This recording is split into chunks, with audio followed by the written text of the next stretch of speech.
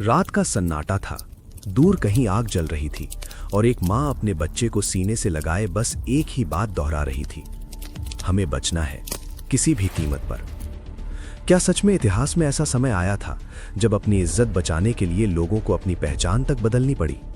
क्या सच में कुछ राजपूत परिवारों ने सब कुछ छोड़कर एक नई जिंदगी शुरू की, एक नई पहचान के साथ? या ये सिर्फ एक लोक कथा है जो पीढ़ियों से सुनाई जा रही है? कहानी शुरू होती है उस दौर से जिसे लोग मुगल काल कहते हैं। एक ऐसा समय जिसके बारे में अलग अलग जगहों पर अलग अलग किस्से सुनने को मिलते हैं। कुछ लोग कहते हैं कि उस समय सत्ता मजबूत थी, तो कुछ बताते हैं कि गांवों और छोटे इलाकों में डर का माहौल भी था। कहा जाता है कि उत्तर भारत के एक इलाके झुना घाट में राजपूतों का एक छोटा सा राज्य था। वहां के राजा थे मरोड़ा प्रताप सिंह, एक बहादुर राजा जिनके लिए सम्मान और परिवार सबसे ऊपर था।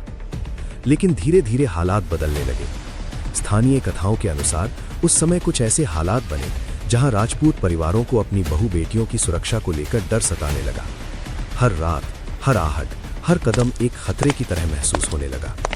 गांवों में फुसफुसाहटें शुरू हो गईं। अब यहां रहना सुरक्षित नहीं है, हमें कुछ करना होगा। राजा मरोड़ा प्रताप सिंह के दरबार में एक दिन एक गुप्त बैठक हुई। वहां मौजूद थे कुछ भरोसेमंद लोग और एक नाम जो बार बार सामने आ रहा था, लाखी बाबा। लाखी बाबा एक ऐसे व्यक्ति जिन्हें लोग सिर्फ एक नेता नहीं बल्कि मार्गदर्शक मानते थे। उनकी बातों में विश्वास था और उनके फैसलों में साहस।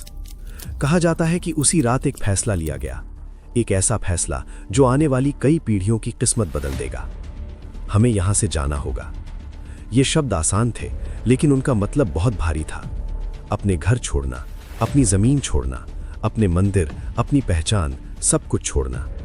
लेकिन जब बात इज्जत और सुरक्षा की हो तो इंसान सब कुछ दांव पर लगा देता है।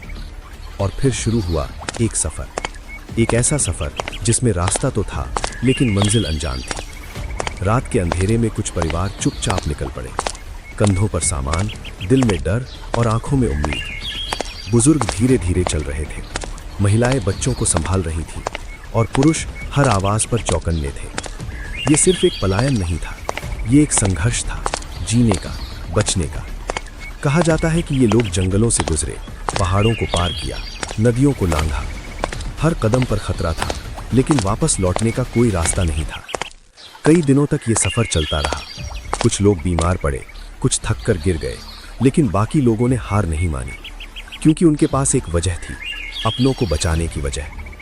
आखिरकार ये लोग एक ऐसी जगह पहुंचे जहां उन्हें लगा कि अब वे सुरक्षित हैं। वो जगह थी नेपाल की धरती। यहां सब कुछ नया था, नई भाषा, नई जमीन, नए लोग। लेकिन सबसे बड़ा सवाल अभी भी बाकी था, अब हम कौन हैं? अगर वे अपनी असली पहचान बताते तो खतरा फिर से लौट सकता था। अगर वे सच छुपाते तो अपनी पहचान खो देते। और फिर एक और बड़ा फैसला लिया गया, हम अपनी पहचान छुपाएंगे। ये सिर्फ एक झूठ नहीं था, ये एक मजबूरी थी।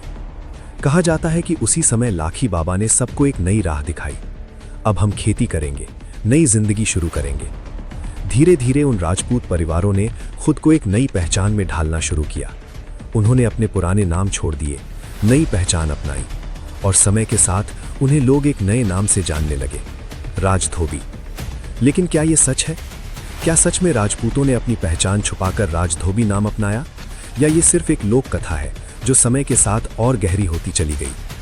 इतिहास में इसके पुख्ता प्रमाण कम मिलते हैं, लेकिन लोक कथाएं, गांवों की कहानियां और बुजुर्गों की यादें आज भी इस कहानी को जिंदा रखती हैं। कहा जाता है कि नेपाल और बिहार के कोसी क्षेत्र, क्योंकि सच आज भी कहीं छुपा हुआ है। अगर आपको ये रहस्यमयी कहानी पसंद आई तो वीडियो को लाइक, शेयर और चैनल को सब्सक्राइब जरूर करें, क्योंकि अगला भाग और भी खतरनाक सच खोलने वाला है, जहां हम जानेंगे क्या वाकई इस कहानी के पीछे कोई छुपा हुआ सबूत है।